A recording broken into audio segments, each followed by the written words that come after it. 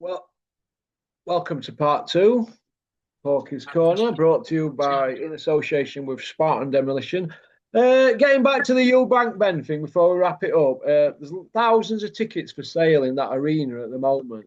So, how do you think they'll style it out? Do you think they'll do a Help for Heroes or something to get it packed? Yeah, they'll give tickets to veterans and go, yeah, look, come down to the boxing. Yeah, it's going to be an interesting one. I'm not right too impressed by undercard.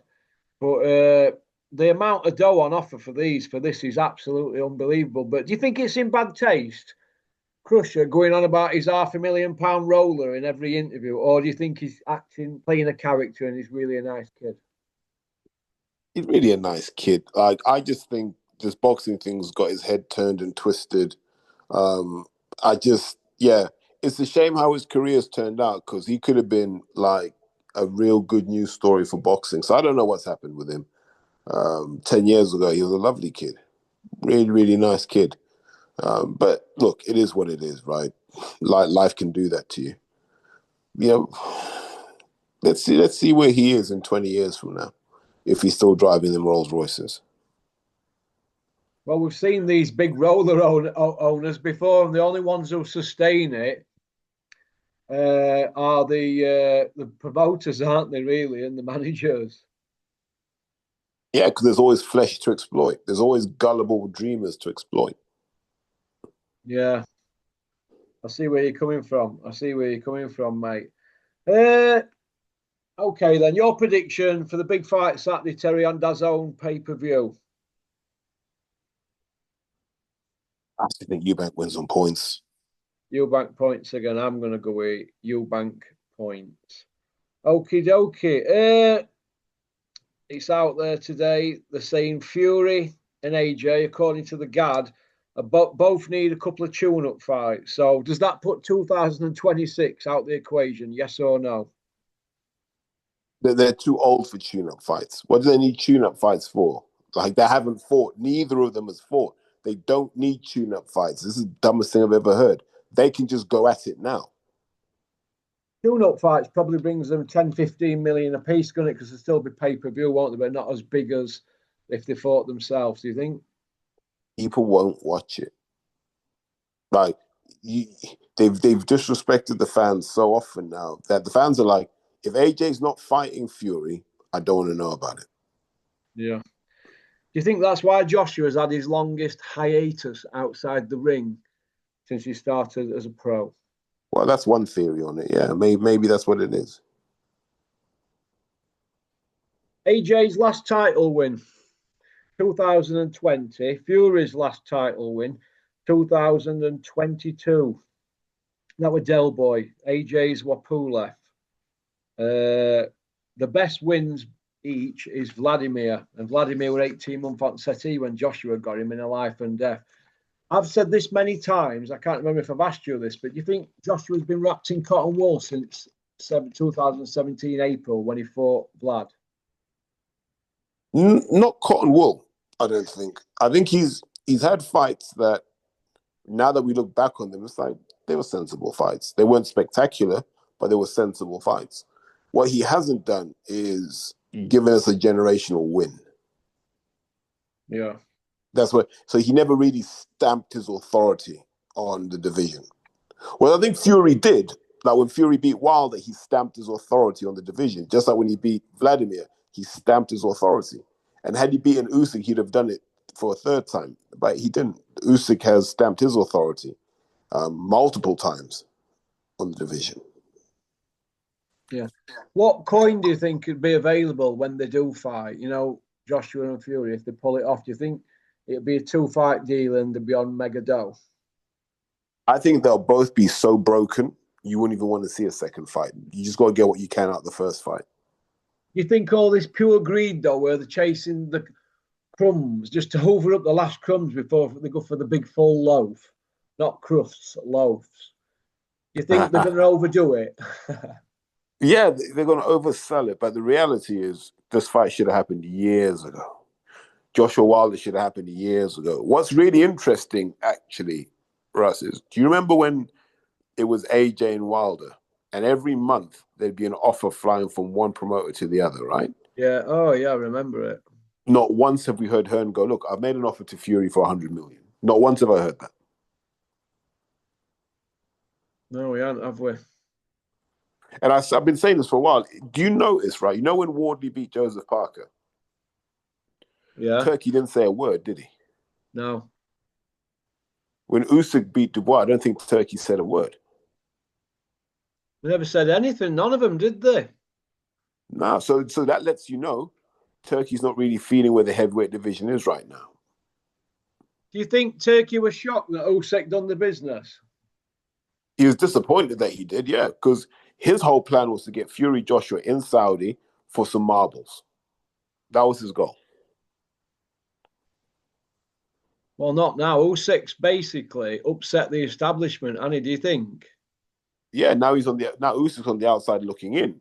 Because Turkey's like, I'm not spending a penny on this. And now Usyk's like, but I want to fight someone. So there's no one really. No, there isn't, is there? Is that why Usyk's parked up, do you think? Yeah, but who's he going to fight? And who's going to pay for it? Because after he's been getting big dough, he's not going to want to drop down for a risky-ish fight for a third at dough, is he? Nah. And where does Fury go at the moment then? Into retirement. Do you think? Yeah. Well, he doesn't look that fit at the moment, does he? To say they're all saying is to say they're all saying he's supposed to be top of his game and he's doing bits. He doesn't look to me like he's fit. When does he ever look like he's fit? I know, yeah. He's a big galoot that don't want to train, does he? You know what I mean? Yeah, he'd rather just fight. Do you know what I mean? But Anthony Joshua, I've never seen a guy so fragile at the moment. They can't get him a fight. They're talking Nigeria, then they're talking Saudi, and then they're talking, I know you's undercard in Saudi, aren't they? In an 8-rounder in end of December. I mean, what's all that talk about? So I don't mind the idea of an 8-rounder, right? I think that adds excitement to another card. So fair enough for that. But like I think I said this to you before, Russ, who's taking the 8-rounder against Joshua for less than $250,000? Nobody, are they? Yeah, I'm like, well, if you want me to fight Joshua, I want what everyone else got. Rhino would take it for that, wouldn't he? In a heartbeat. In a heartbeat, Rhino would take that and get stuck into Joshua, wouldn't he? He'd look at it as rolling dice, Rhino, wouldn't he? Yeah, and if you beat him, it elevates him. If he don't, he gets a payday, doesn't he? Exactly. That's an interesting one, that, isn't it? Very interesting. Eddie's second show on his own as a solo promotion, Monaco next month. Elmer Fudd headlining. His first show of the year was the Boots Ennis one, who were 33 to 1 on the night Rhino fought Makhmedov. He went out there to America. That's 2 shows this year. Eddie's his 2 biggest shows of the year, should I say. Could you safely say that that's them looking to get out of boxing, or is he just going through a bad time? I think he'd be looking to sell up the whole matchroom thing and move into something else. Yeah, do you think he thinks that he's... If we're seeing the writing on the wall, do you think he is? Oh, yeah, he should definitely see it if we're seeing it. I'd be worried if he wasn't. Yeah, but didn't he say he was Mr. Relentless and he's up for the fight and all this? He keeps spouting that, doesn't he? Yeah, but he's a smart man. He knows where this is headed. Yeah, he's looked at it and he's thought, do you know what? I don't know. I saw something online about new owner of Misfits. Have you seen that? Well, Andrew Tate. Andrew Tate. Is that controversial Yeah. YouTuber guy? Yeah. He's basically like Porky with a Lamborghini. Is he? Is he? Oh, he's what? He's bowled into Misfits now, has he? Oh my God, you're going to see some action now, then, aren't you? Yeah, but he's a bit old though, so I don't know what kind of shots he can take. That's the real question. I don't know. It's going to be an interesting one, that, isn't it? Exciting times ahead. Exciting times ahead. This is why we love this sport so much, Matt. Yeah. Sam Jones. Keep seeing him after every show on a Sunday, Monday, Sunday sermon, Monday mass, Tuesday, and the Wednesday wank. I keep seeing him do the same old rounds. He goes on 6 YouTube channels, the same 6, over 3 days, 2 a day. Are we seeing too much of this man? I don't watch any of them, so I don't see any of them. Oh well, That's how I solve the problem, Russ. yeah. Sorry. Oh god. Anthony Yard going up against Benavides. How do you see the light heavyweight division panning out if he wins or loses?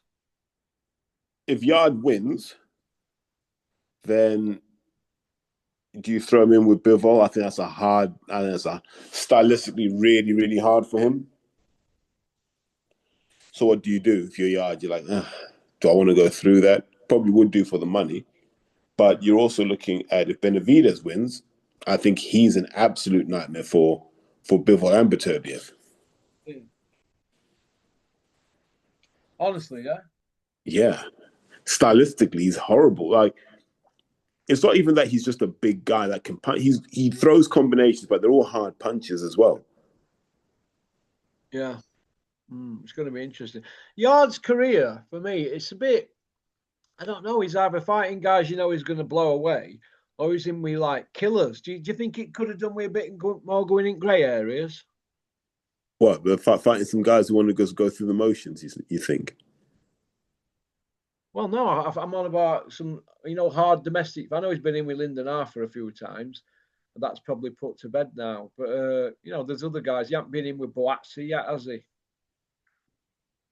Yeah, but he's always assumed he was better than Boatsi, and maybe he is, judged by the fact that Boatsi's never fought for a title.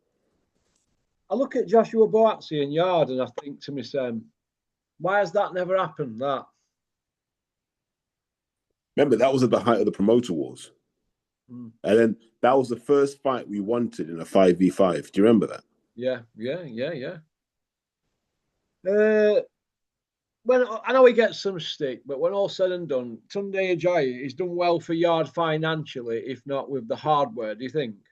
Managed his career brilliantly. He took a kid who, all the times we praise Fabio Wardley, we don't praise Anthony Yard. He basically took a kid who was a sprinter, and taught him to box. Well, Leighton County probably did the hard yards, and then Tunde's kind of refined and sharpened his style into something that a lot of people mocked and said would get him nowhere. And he's made Yard a millionaire. Yeah. Oh, yeah. Yeah. Would you like to see Spider Richards come back? December 20th against Dan Aziz, Ghana. Yeah. Yeah, if he wins that, he's really in the mix, isn't he? I don't think they are. No? I was watching the Boxing King media thingy on Friday. Your favorite guy, Russ. I know, you're going to get him on your channel. Officer Dibble. How many names have you got for him? Hey? How many names you got for him? Officer Dibble or PC Gully. I've changed it now by default to Officer Dibble of the Yard. I'm waiting for you to call him Burnside. Burnside from the Bill. Yeah, no, look, he did a good interview with Hearn. But it was interesting. Yeah, Eddie had a word with him about his line of questioning, didn't he? Well, because, he's doing what you want him to do, Russ. Yeah, he's asking prodding questions. He's trying to be a mini pork, isn't he? Well, you two need to team up. I know. People keep telling me, it'd kill me though. Nah. Listen, you want to give back to the fans. I know you do. That would be good. You two doing a head-to-head, like clear the air. Do you know what I mean? Like we need to have it like in a darkened restaurant with a couple of microphones, some overhead lighting, and we just get to it. What about clean the air? I don't know, punch him up in there. Nah, I don't know, man. Like he's heavy-handed. I know, I'm hearing. Big Malk sat behind his big desk, puffing coolly on a large Cuban with his big bins on, giving his opinion on the AJ Lomachenko link. AJ's 8th trainer. What do you make of all that, Terry?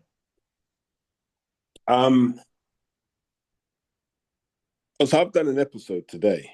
Go grab it. And I talk about the idea that maybe Joshua's a psychopath or sociopath at least, right? Because you need to have an insane level of delusion to believe that you, a kid who took up boxing at like 18, 19, will ever be at the level of an Usyk who's been boxing since he was like 5. Like the level of delusion you have to have after all the money, all the titles, all the defeats, to believe that you're not the problem. All these trainers are the problem, even though they carry on winning after you leave them. Yeah. The delusion, like he breaks training camps. He ruined Derek James's gym by showing up there. He ruined that. Yeah. Oh, yeah. I mean, look at the trainers he's had, man. And every single one he's had, oh, this is a perfect fit according to TalkSport. And they're getting on great and it's perfect and lovely and hunky-dory and all that. As soon as things go not the way they want, oh, well, it weren't a perfect fit. How can these people slip and slide like this, Terry? These absolute whoppers. But I just think the Ben problem was Joshua just ain't coming back to the UK. So you couldn't really work with Ben.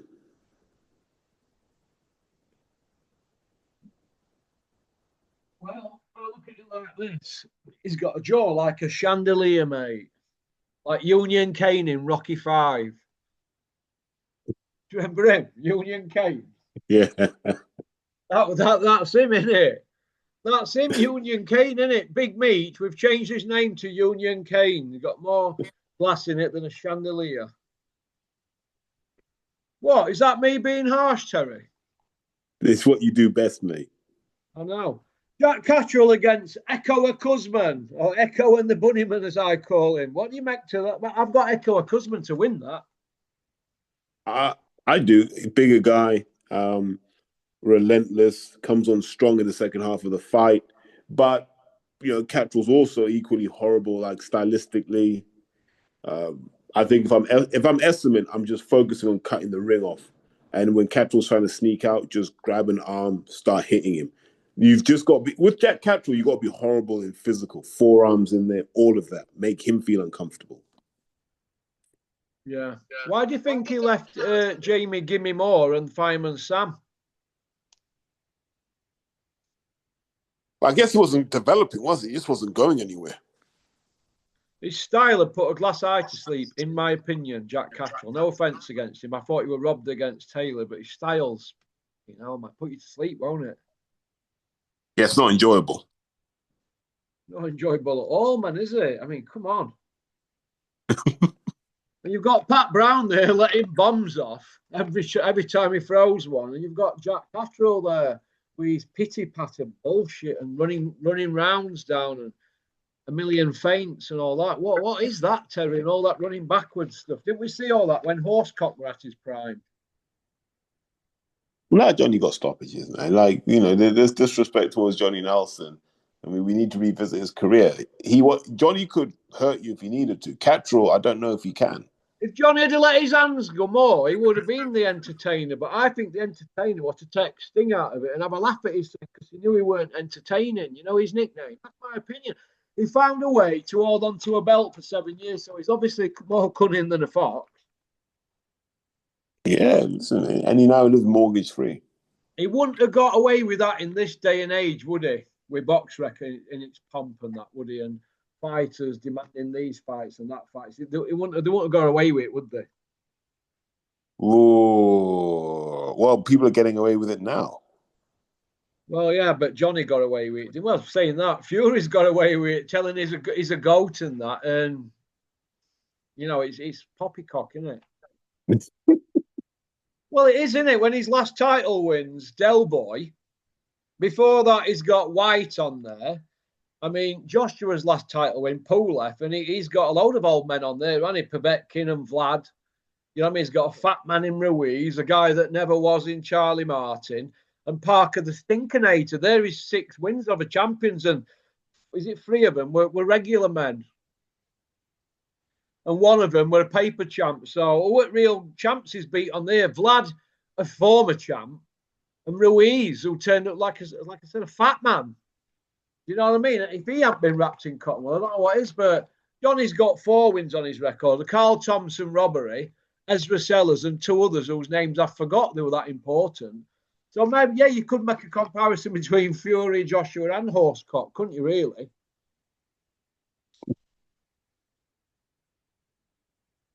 Now I'm always going to lean towards Johnny because I think the others were more talented than Johnny, and they should have been putting it on people. I think Johnny actually overachieved in boxing, massively overachieved. Yeah, I'm only sore because I wanted to see Johnny fight Enzo Big Mac Macaronelli. Would have stopped him. Do you think? Yeah. Yeah. Okay. Before we go, then, I did a video the other day with my top 10 Ingle fighters' technical ability, and I put Errol Bomber-Graham at 11th, obviously, but I had Kell Brook as the top. Who would you say who would you say it's top guys from that gym, technical ability wise? Harold Graham. Did you have Errol at the top? Yeah, because Harold understands the philosophy of it. Do you know what I mean? Yeah. So you got to put that's the OG of it. You know, I know Glyn Rhodes had a little bit of it as well in the 70s and 80s, but the OG of it's really Harold Graham.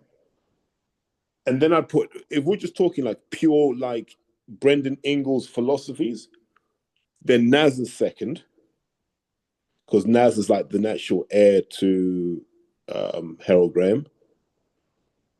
Then I put Kell Brook third, Kid Galahad fourth, Ryan Rhodes fifth, Johnny Nelson sixth.